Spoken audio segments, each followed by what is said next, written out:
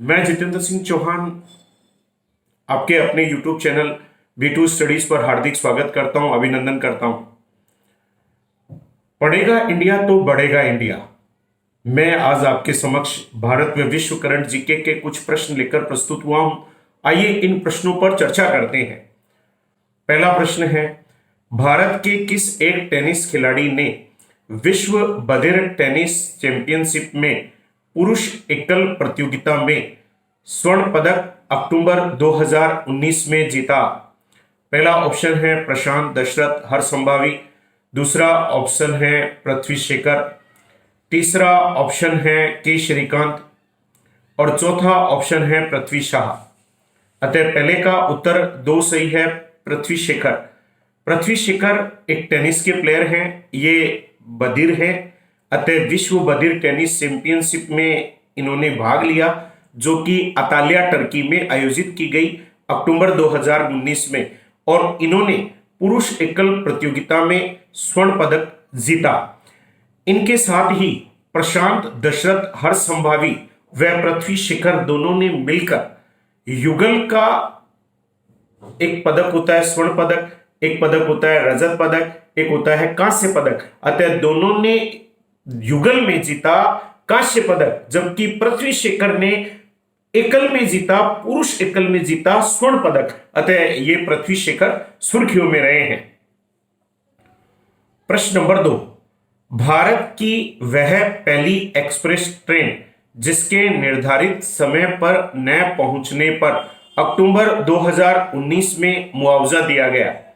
पहला ऑप्शन है दिल्ली आगरा तेजस एक्सप्रेस, दूसरा ऑप्शन है दिल्ली लखनऊ तेजस एक्सप्रेस, तीसरा ऑप्शन है दिल्ली चंडीगढ़ तेजस एक्सप्रेस, चौथा ऑप्शन है दिल्ली श्रीनगर तेजस एक्सप्रेस।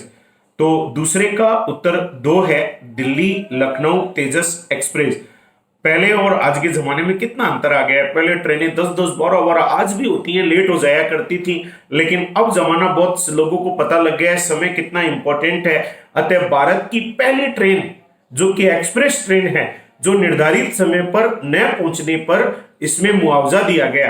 यात्रियों को 1.62 लाख रुपए का मुआवजा दिया गया, और ये ट्रेन 3 घंटे लेट पहुंची थी, जिसके कारण ऐसा किया गया। अतः ये पहली ट्रेन है जिसका नाम है दिल्ली लखनऊ तेजस एक्सप्रेस।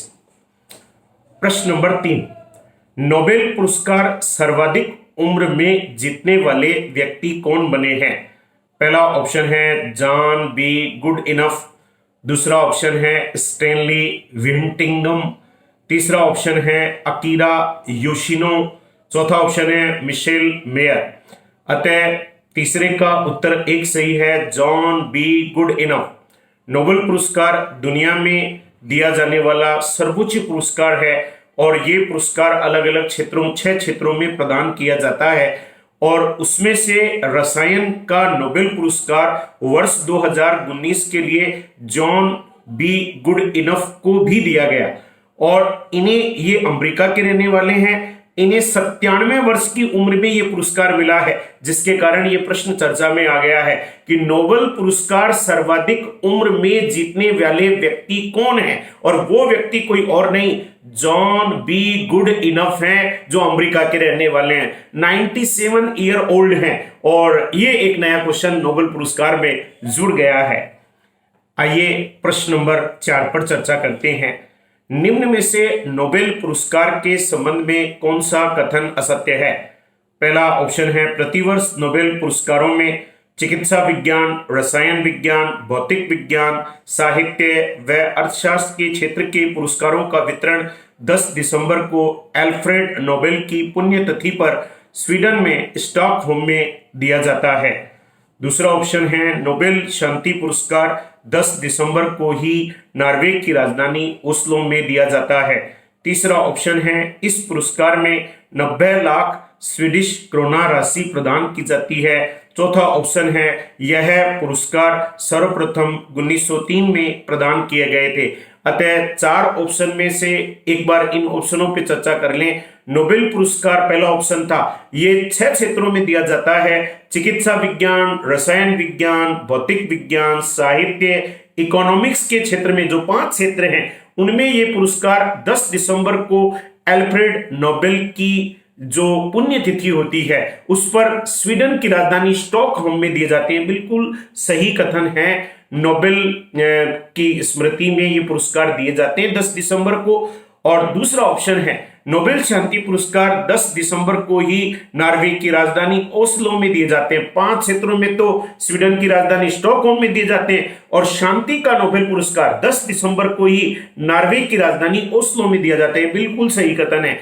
तीसरा, इस पुरस्कार में 90 लाख स्वीडिश क्रोना राशि प्रदान की जाती है। स्वीडन की मुद्रा है स्वीडिश क्रोना और इस पुरस्कार में 90 लाख रुपए की राशि, 90 लाख स्वीडिश क्रोना राशि प्रदान की जाती है। ये भी बिल्कुल सही है। और चौथा ऑप्शन, चौथे का उत्तर 4 जो कि सही नहीं है। यह पुरस्कार सर्वप्रथम 1903 में प्रदान किए गए थे। तो नोबेल पुरस्कार की शुरुआत 1903 में नहीं हुई है, नोबेल पुरस्कार की शुरुआत 1901 में की गई है। अतः ये ऑप्शन यहां पर गलत दिया गया है। आइए प्रश्न नंबर 5 पर चर्चा करते हैं। भारत में वन नेशन वन फास्टैग योजना के देश के सभी राजमार्गों पर कब से लागू हुई है? बड़ा अच्छा प्रश्न है। पहला ऑप्शन है 1 जनवरी 2019 से, दूसरा ऑप्शन है 1 अप्रैल 2019 से, तीसरा ऑप्शन है 1 जुलाई 2019 से, चौथा ऑप्शन है 1 दिसंबर 2019 से। अतः पांचवे का उत्तर 4 सही है, 1 दिसंबर 2019 से। हमारे भारत में फास्टैग लागू कर दी गई है। और ये क्यों लागू की गई है? क्योंकि जो टोल टैक्स होते थे वहां लंबी लंबी लाइनें लग जाती थी और लोगों का बहुत समय खराब होता था, बड़ा इंतजार करना पड़ता, घंटे घंटे 2-2 4-4 घंटे लोग बड़े परेशान होते थे। अतः हमारे देश में फास्टैग 1 दिसंबर 2019 से शुरू किया गया। इसमें जो फास्टैग का मोनो लगा होगा तो अपने आप ही जैसे टोल पर गाड़ी जाएगी तो वो इसे स्कैन कर लेगा और पेमेंट भी उसी से हो जाएगा। अतः लंबी लंबी कतारों से निजात मिलेगी और ये बहुत ही अच्छी तरह हमारे भारत को आगे ले जाने का प्रयास है। इसलिए ये एक फास्टैग वन नेशन फास्टैग योजना लागू कर दी गई है 1 दिसंबर 2019 से। आइए अगले प्रश्नों पर रुक करते हैं। प्रश्न नंबर 6, 20वीं पशु गणना के आंकड़ों के अनुसार भारत में सभी प्रकार के पशुओं की कुल संख्या कितनी है? पहला ऑप्शन है 535.78 मिलियन, दूसरा 512.06 मिलियन, तीसरा 505.96 मिलियन, चौथा 492.39 मिलियन। अतः 6 का उत्तर 1 है, 535.78 मिलियन।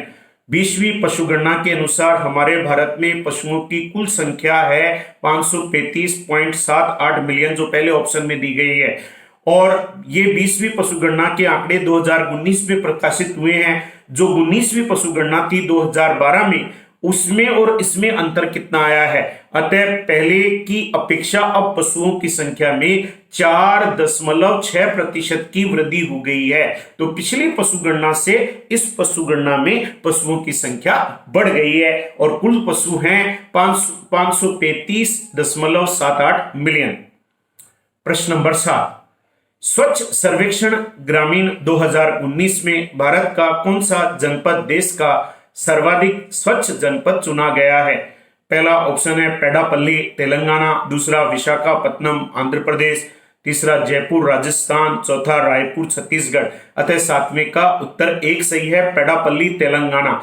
जैसे हमारे भारत में स्वच्छ शहर सर्वेक्षण हुआ उसी प्रकार स्वच्छ सर्वेक्षण ग्रामीण भी आ गया और इसमें हमारे देश में सर्वाधिक स्वच्छ जनपद बना है पेडापल्ली, जो तेलंगाना में है। यह जनपद पहले भी इसको कई अवार्ड मिल चुके हैं। खुले में शौच से मुक्त जनपद का राष्ट्रीय पुरस्कार पेडापल्ली तेलंगाना को मिल चुका है और स्वच्छ सुंदर शौचालय का राष्ट्रीय पुरस्कार भी पेडापल्ली तेलंगाना को मिल चुका है। तो ये जनपद चर्चा में है।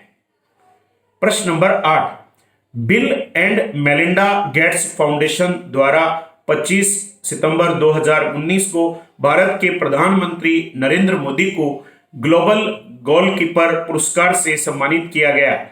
यह पुरस्कार प्रधानमंत्री द्वारा प्रारंभ की गई किस पहल के लिए प्रदान किया गया?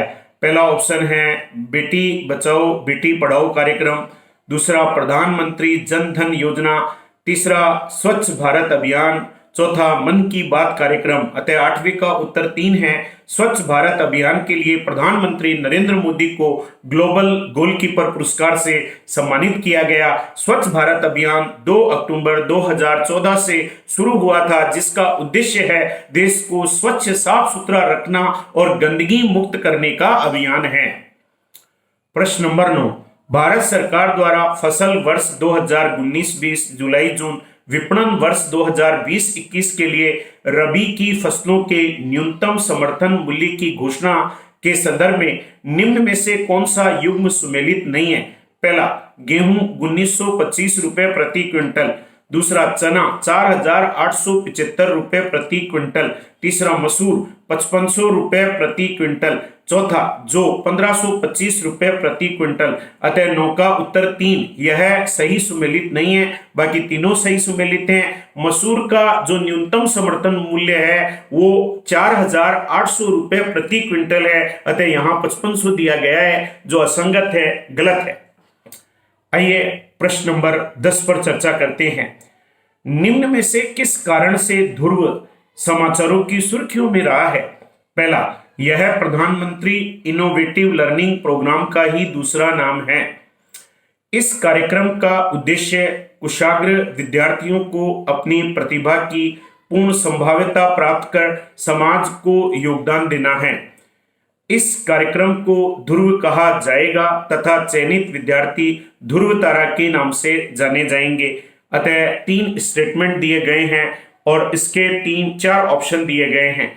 तो पहला ऑप्शन था यह प्रधानमंत्री इनोवेटिव लर्निंग प्रोग्राम का ही दूसरा नाम है, ये बिल्कुल सही है। ध्रुव को 10 अक्टूबर 2019 से इसका शुभारंभ किया गया है। दूसरा ऑप्शन, इस कार्यक्रम का उद्देश्य कुशाग्र विद्यार्थियों को अपनी प्रतिभा की पूर्ण संभाव्यता प्राप्त कर समाज को योगदान देना है, ये स्टेटमेंट भी सही है। तीसरा ऑप्शन था इस कार्यक्रम को ध्रुव कहा जाएगा तथा चयनित विद्यार्थी ध्रुव तारा के नाम से जाने जाएंगे, अतः यह स्टेटमेंट भी सही है।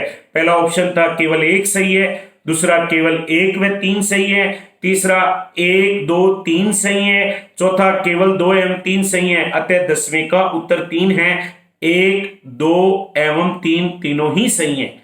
आइए एक बार इन प्रश्नों की उत्तरमाला पर प्रकाश डालते हैं। पहले का उत्तर 2 था पृथ्वी शेखर, दूसरे का उत्तर 2 था दिल्ली लखनऊ तेजस एक्सप्रेस, तीसरे का उत्तर 1 था जॉन बी गुड इनफ, चौथे का उत्तर 4 था, पांचवें का उत्तर 4 था 1 दिसंबर 2019 से, छठे का उत्तर 1 था 535.78 मिलियन, सातवें का उत्तर 1 था पेडापल्ली तेलंगाना, आठवें का उत्तर 3 था स्वच्छ भारत अभियान, नौवें का उत्तर 3 था मसूर, वहां 4800 रुपए प्रति क्विंटल होना चाहिए था जबकि 5500 वहां दिया गया है। 10वें का उत्तर है 3। आपको हमारा यह लेक्चर कैसा लगा कमेंट्स करें, अपने सुझाव दें, इसे और अट्रैक्टिव बनाने के लिए और हम आपके लिए क्या कर सकते हैं। अतः आपके सुझाव सदैव आमंत्रित हैं। मस्त रहिए, पढ़ते रहिए, आगे बढ़ते रहिए। मिलते हैं अगले वीडियो में। जय हिंद साथियों।